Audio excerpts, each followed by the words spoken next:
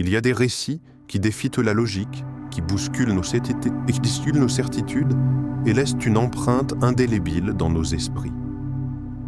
L'histoire que tu vas entendre n'est pas celle d'un miracle hollywoodien, mais celle d'un homme ordinaire que la foi a littéralement sauvé de l'impossible. Ce que tu vas découvrir dans les prochaines minutes n'est pas juste un témoignage, c'est une preuve vivante que lorsque tout semble perdu, une force invisible peut encore tout changer. Ne quitte pas cette vidéo, parce que l'histoire de cet homme pourrait bien être le rappel que toi aussi, tu n'es jamais seul.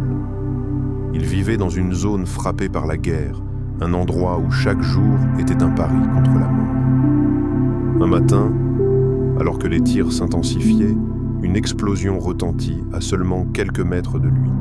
Les corps volaient, les cris s'élevaient, mais lui, il restait debout. Son secret. Chaque matin, avant même d'ouvrir les yeux, il récitait la même prière, plaçant sa journée entre les mains d'Allah.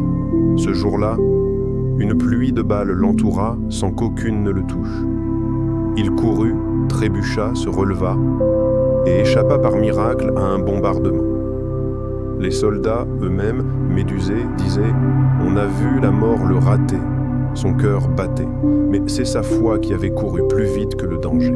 Lorsqu'il fut capturé, on le croyait perdu, torturé, affamé, isolé dans l'obscurité d'une cellule humide, on voulut briser sa volonté. Mais il priait. Pas une prière désespérée, mais une prière de confiance. Il parlait à Dieu comme on parle à un ami qu'on sait présent même dans le silence. Un jour, alors que ses geôliers s'étaient endormis, une clé oubliée tomba à ses pieds.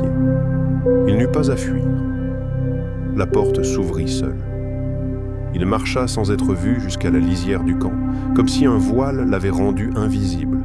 Pour lui, ce n'était pas un miracle. C'était simplement le fruit de sa certitude que Dieu ne l'abandonnerait jamais, même au fond d'un trou oublié du monde. Les années passèrent. Devenu père, il racontait à ses enfants non pas comment il avait survécu, mais pourquoi il avait survécu. Il leur enseignait que la foi n'est pas une simple croyance, mais une force qui agit quand la logique échoue. Il racontait comment, un soir, perdu en forêt, sans eau ni lumière, il tomba à genoux.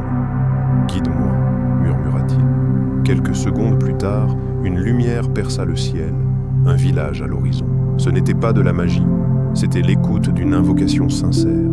Chaque fois que la mort s'approchait, sa foi traçait un chemin là où il n'y avait que ténèbres. Et ce chemin, il était invisible aux yeux du monde, mais visible à celui qui croit.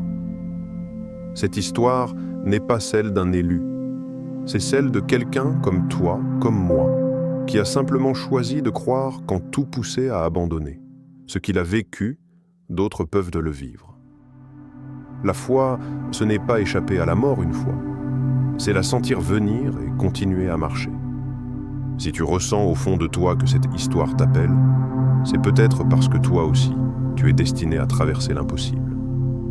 Alors abonne-toi, pas pour moi. Pour ne jamais oublier que même dans les moments les plus sombres, il existe une lumière que seule la foi peut allumer.